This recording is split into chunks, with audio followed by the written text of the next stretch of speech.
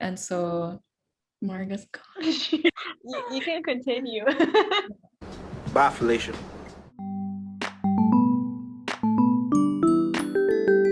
Village Kids. Hey guys, this is Village Kids, a podcast hosted by four childhood best friends. I'm Marga. I'm Erin. I'm Annika. I'm Julia. And today we're joined by a very special guest. Karina is also a somewhat childhood friend of ours. We've all met her at different points in our lives. So we're so excited that she could join our virtual playground over here so that we could talk about something that she's very interested in. And so I don't know if you guys have heard about this, but it's been going around for quite some time. In fact, it's been name dropped in different episodes over late night shows, such as one recently by James Corden, and that would be crypto art, or basically selling art on the blockchain.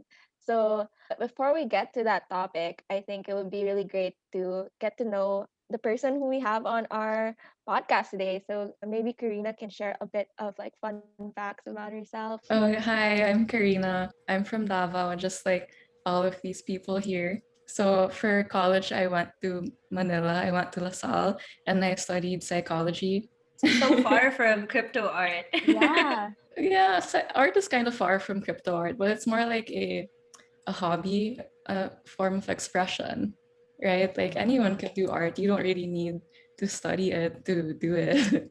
And so I got into crypto art because a few years ago, my dad introduced cryptocurrencies to me.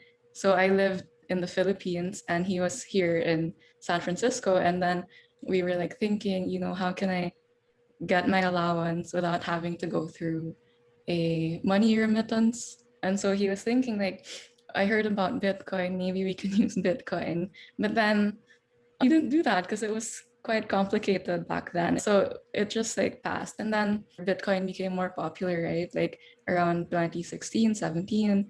And then it died down. The bubble kind of popped from $20,000 for one Bitcoin. It was cut in half. When I moved here, I had a lot of time because I was waiting for my green card, my papers. And so I just somehow fell down a rabbit hole of like crypto and crypto art and everything crypto. And so that's how it started. You work in the finance sector, right? Or like fintech?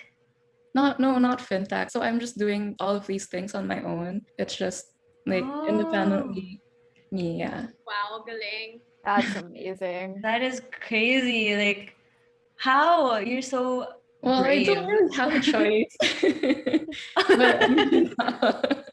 But I think it's really interesting that in regards to crypto, how you were able to really just get into digital art. So I guess something like we'd want to know also is for those people who aren't aware of crypto art or digital art, what are the need to knows for people who might want to get into it? Crypto art, it's called NFTs. It means non-fungible tokens. And non-fungible just means it's unique and non-interchangeable. And then this NFT thing, it exists on a blockchain. So the blockchain is like a tamper-proof database, a ledger where like all the transactions are stored. You can see all the history. So all of this art exists on a blockchain. Like you can see the owners. I read something about like the Nyan Cat meme being sold for like 3.5 million recently. Yeah, that happened recently. A lot of things have been happening recently, like all of these $1 million sales and everything. A controversial topic is like everyone can see it. You can just take a picture of it, and why would anyone buy it? And so this technology now allows digital ownership. So you're not actually buying the picture, you're buying the zeros and ones behind it, the token, the code behind it. And so it's provable that you own it. And so every time actually it changes hands, the creator gets a percentage of the sale. So it's a good thing Really good for digital artists. Yeah, Yeah. actually, that's really nice. I was actually recalling something that was in for context for the people watching this. We kind of got like an information packet because we also didn't know much about NFTs. So just to kind of give us a briefer, Karina was kind enough to put a guide together. And there was an article there that said something about like how the Louvre, there's something different about taking a photo of the Mona Lisa and actually having the Mona Lisa. And so I think I just remember that when Karina mentioned about how this whole digital ownership thing, I guess in a way it's having that, but then not necessarily the physical copy, but rather the certification, whether Yeah. that be in code or something like a platform to show it, right? But this crypto Right. art, I think it's a good opportunity for a lot of artists. Because, like, when you tell your parents, like, oh, I want to be an artist when I grow up, they're like, you can't make money out of being an You'll be artist, starving. right? Yeah. Yeah, So it's a better opportunity for artists nowadays. it's The possible money you get now. for it Yeah. with the crypto art Mhm. is so big. In the Philippines, I think even when we were in college or high school, there was always this thing of not paying people you're asking to have create designs for you, like for projects, for like that's always been sort of a controversy when people would have things made, they would question why you have to pay so much.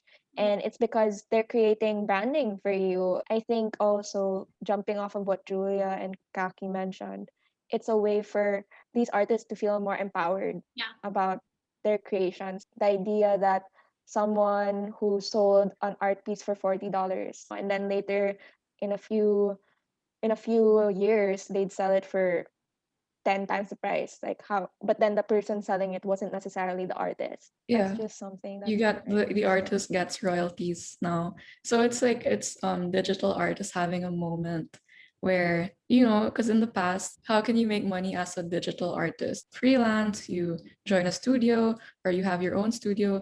It didn't work like traditional art where you just make something you like, make something beautiful and someone will buy it because it only exists in the virtual world, right? It's only on your screen.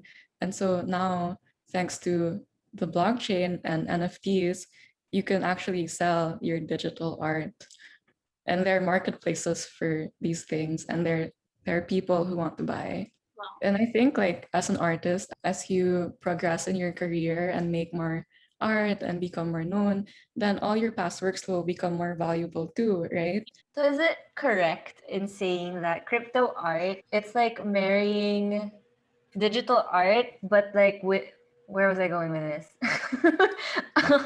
It's like It's the like, natural evolution, I guess. yeah, like digitizing the whole process of like selling art, because like the art is digital, but your currency is also like code, basically, right?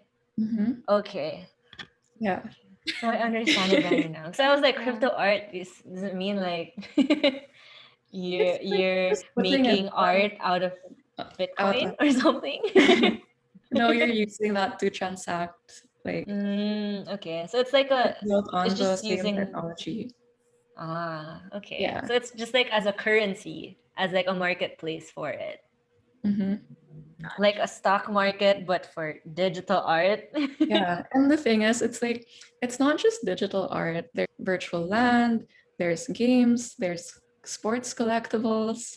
It's a lot of things, not just art, but yeah. Yeah, I read that the Ah. NBA had NFTs as well. Yeah. Like, NBA Top Shots. yeah, which I Cool. found pretty I cool think they've also. done $200 million in revenue. Yeah. Yeah. Wow.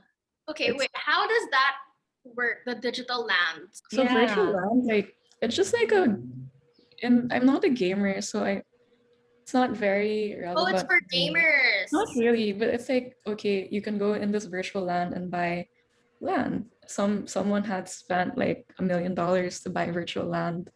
It's ridiculous. So it's I kind love of how like, everyone's in different parts of the spectrum of their buy-in so to it's this kind of whole like a game. collectible rather than something you actually use, right? Like, Not the virtual land, because you can build museums and display your crypto art there. Oh, Oh, so it Yeah. literally, so crypto art can wow. go into like your games and like your virtual. Yeah, it can go How anywhere. would I need? Because code. How do Yeah, I how does get that there though? work? Would I need like?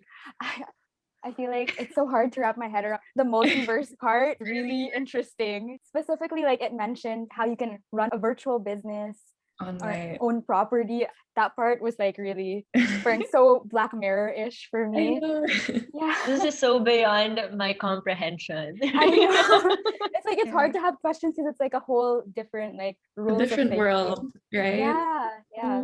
So it's just like another reality. Is that what Mhm. it is? That's like bridged through cryptocurrency. Well, all of this is built on the blockchain technology, and it's Ethereum.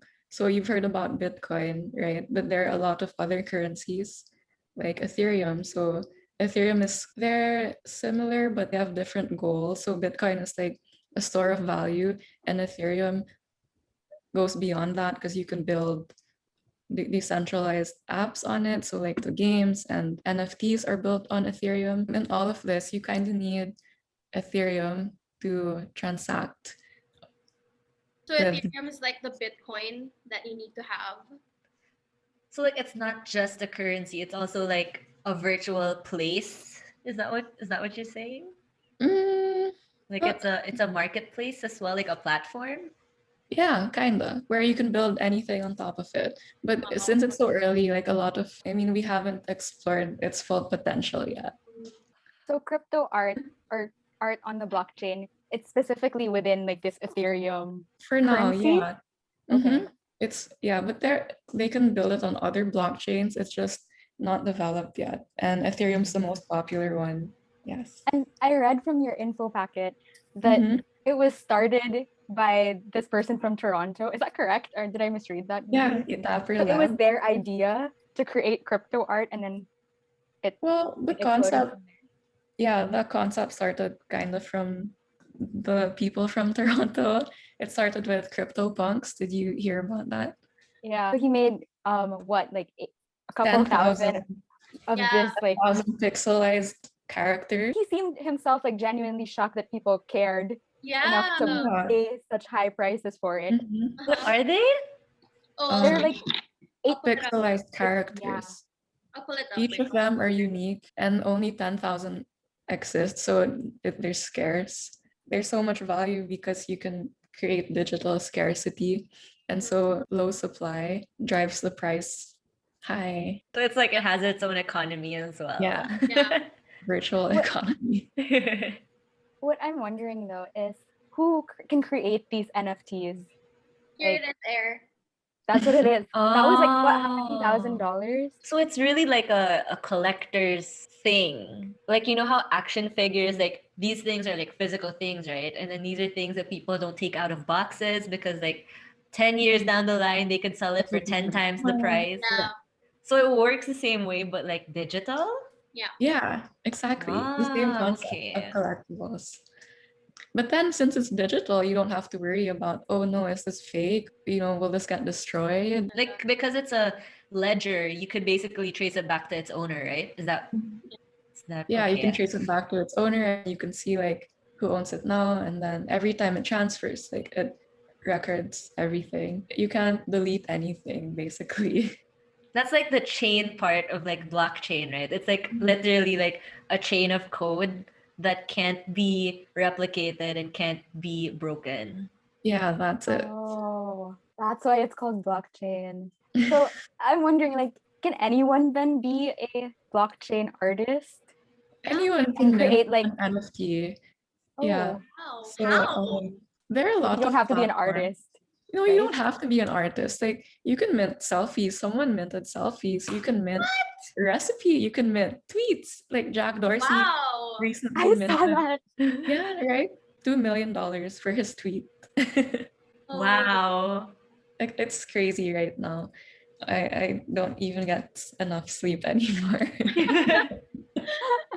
There are some things you'll need though. You need Ethereum, the currency, and then you need a Web3 wallet, which is called Metamask.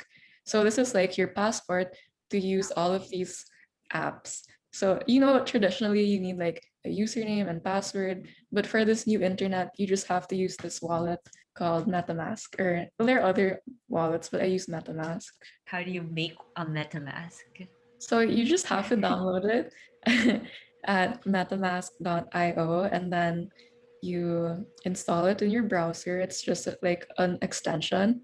And then you go to those websites and you click sign in, then it like automatically connects. It gives you a wallet address. And when you get the address, you get like a seed phrase, which is your password. They're like, I think 12 random words. And you have to write it down. You can't save it on any of your digital stuff because like that makes it dangerous. Someone can Yeah. steal your money, someone can steal your identity and everything. Because the problem with collecting your email and password is that you have to trust the centralized system, right? And that centralized system could possibly get hacked or something. So there's only one point of failure because it's so centralized. So you can theoretically like lose this piece of art if you, let's say, you put down the 10 words and like the code on, let's say, a Yeah, notebook that you end you up can losing. lose it. So you have to be responsible for it. Put it Be in your a own. safe It can be traced back to you without those 10 words, Mm, right? Or Well, it's is still this gonna exist there, but you'll just lose access to it. Is there no like storage wars? Like, oh, these things are up for grabs because like their owners disappeared. Oh, there's I think there was a scandal a few weeks ago where someone's profile got hacked and like all their art was stolen, which is kind of weird because it was so easy to trace where it went. So now that they traced where it went, no one's ever gonna buy from that person, Yeah. that address. So it's kind of like blacklisted. where do you get your news regarding all of Hmm. your information on all Yeah. of this? Crypto Twitter. What? There's a crypto Twitter? No, it's not really crypto Twitter. It's just like I follow all the people who are active in the crypto space. Gotcha. And like all the artists also like post their work on Twitter. And then yeah, there's like a huge community of crypto people on Twitter. And every week I curate art for this website. And so it features like new artists and Oh old my God. artists. And Link it for us. What's the website? Yeah. It's called superrare.co. It's a site where you can buy and sell rare digital art. Wow. Yeah. So cool. There's so much to talk about. Tell us more. Lead us in the right direction. Yeah. So it's not limited to art, it's also including music. So some musicians and DJs have minted their own music on the blockchain. Like I think Is Kings this of why like this band wanted to hop on the bandwagon of the NFTs? Kings of Leon, I think they turned their whole album into an NFT. Oh. And And then what happens then? Like, do they sell the ownership of the songs or do they like distribute it like Spotify? Yeah. How does copyright work for that? Because technically it's their yeah, it's their own. Actually, I'm like creation. not too sure how NFTs work for music. I just know that like I relate it somewhat to buying CDs, right? Because music gets old so fast and like why will I actually buy this unless I actually love it, unless I'm a super fan, right? Because anyone can still listen to it. Yeah. But only a few people Oh, can own it. But, Like a collector's item for in. yeah, Okay. Like you can't actually play this NFT. you Or can can play you? it. You can play Anyone, it. we can all experience these things, but only a few people can own it. And so that's what makes it valuable. This is Wow. super It's interesting. so hard. Like, Yeah, it's so interesting. yeah. Yeah, you need to like, And like I it need took to me a pause. while to understand this completely. Like the first NFT I saw was a crypto kitty. It was like, oh, it's so cute. I really want to buy it. And I saw, oh my gosh, it's $100. I don't have $100 to spend on a picture of a cat. I was so shocked. But then, like, what happened after was even more shocking. It was sold out in less than a minute. There were only 100 pictures. It was sold out. And then, like, okay, so there's a demand for it. And what happened next was even more surprising. Like, people were selling it for $1,000 each. Yeah, I read on the article you sent us. Like, I think one was sold for 170 or something. Yeah, 170,000. 1,000. crazy. Yep. Wow. I'm wondering, like, what's stopping other people from creating their own version of like crypto kitties, I think addressing that demand? Yeah. Whatever It's they create will also be unique, right? Mhm. and Yeah. it's been rare. I think it's still early, and so we're still testing like what's possible. Maybe what's stopping people is not really understanding the technology yet, or like how to mint, or can I even make art on the blockchain or something like that? And also, every time you mint, it actually costs money, so it's not free. I think I've tried minting. Last time it cost me like $150 to mint something, but it used to be cheaper before, like $50. So does it depend on what kind of art you make? Like if it's music or digital photos? Oh, it's the No, same for all. yeah, it's the same. The thing that determines the price is the Ethereum network. So there's people like computational. It gets technical from here. Like I don't even know how to explain it simply, but it's just when the network is busy, it takes more energy and power to post something. So like the more users there are, the more expensive it'll get. Yeah, kind of like that. Oh, You end up not wanting to mint everything, right? You only mint things that will probably sell. okay. And I think Okay. also like what adds value to it is it doesn't really exist without a story, right? Yeah. I think the story of the creator and the story behind what you're making, like if it relates to the culture now or something. I was It's wondering, exciting. could you like mint experiences? Like for example, you mentioned virtual land, right? So like let's say you bought a virtual land and then you built like a virtual Ferris wheel on this. Could you like sell rides on this virtual Ferris wheel or something? That's possible. I think so. Because maybe Wow. in the future, like you'll have to pay to go to the crypto art museum in the central land or something. How Yeah. does your physical body like experience this virtual experience? Because like won't you need hardware for that to happen? Like you need like something to VR blow your goggles. hair. Is it like and, like- VR? Like you have to wear something? Yeah, I think so. But you can just view it on your screen. But maybe in the future we'll have more goggles or something. Ah. Gotcha. So like you could like visit like a physical hub or something to That's experience literally like it. Ready Player One. Yeah, like Ready Player One. Oh my I god. haven't seen that yet. You Oh, have you should to. watch it there or read It's it. gonna mess me up for sure. I think that's where we're heading. How many years do you think? No. Just to mentally prepare ourselves. I feel like for the this. pandemic like made the future come faster. Yeah, I That's feel so true. Yeah, I agree. Oh, and then Beeple, the one who made Christie's auction, he's interesting because he's been making art every day for 13 years. And so Wow. this is like the accumulation. So the piece that was auctioned was called the Everydays, first 5,000 days. So Wow. accumulation of like 5,000 days of, well, His so that art. works. Yeah, from Wow. 13 years. Oh, so it's like instead of minting 5,000 different things, he minted one thing. Is Like a that what Yeah. it? That's smart. So if people buy it, they own it. But how about the rights of the artists? Like how does that work? It's still with them, I think. They just have like ownership of the item, but they don't have like the right to display it Okay. commercially. Interesting. Yeah. Wait, so like if they can't display it, so does it mean like they can't put it in a Commercially. museum? What? Because I'm then not like Do if you it's mean a the artist museum, or the no, owner? like the person who buys the owner. So like if you can't display it commercially, so does that mean like you can't put it in museums where you admit people and like you get admission fees and stuff? That's like commercial, Yeah. isn't Yeah, it? that's great. I'm not sure how it'll work because there's not much rules yet. It's still like a wild west for art and everything. And then there's this other thing called Axie Infinity, which is a game where you breed, raise, battle, and trade critters called Axies. And it's created a lot of opportunities for Filipinos. Oh Like wow. Filipinos are actually playing that game to make money.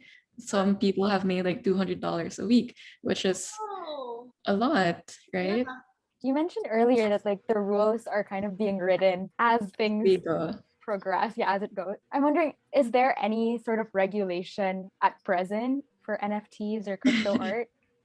No, there's No? no regulation. But of course, like there's some people trying to rip off other artists. But like I said, I think some people do research and due diligence, and so no one really wants to own something plagiarized or Yeah. stolen, right?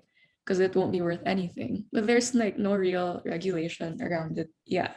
So do you foresee like a virtual government or something? No, because the purpose of all this technology is to have a permissionless and decentralized system, right? Where we're not relying on third parties like Facebook or Twitter or whatever, because those platforms have the power to censor media, censor, block people. And like with blockchain, it's permissionless. You can do anything. I feel like in the future we're going to be talking like, oh, I bought a house, and you'd be like, where on earth or online?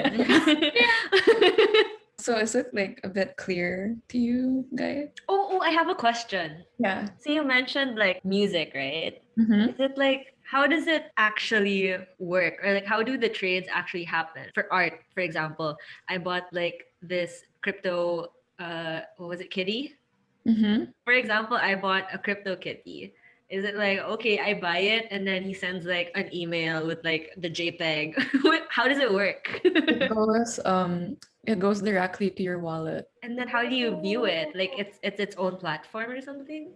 No, it's just like, let's see. I met someone who gifted me a piece of art That's so and cool. it just exists in my wallet. And Oh, wow. so that is your wallet. Yeah, it's one wallet. So there are other platforms which are centralized, where you give your email and password. I mean that's essential when it's still early, right? So a lot of people can understand it simply. And so those websites, they have a profile, kind of like Instagram, where you just display it. But you can be more advanced and have your own wallet. Will people see what's in your wallet, like what digital art you have? Oh, good question. Yeah. If it's in your private wallet, like that's not on a platform, then only you can see it.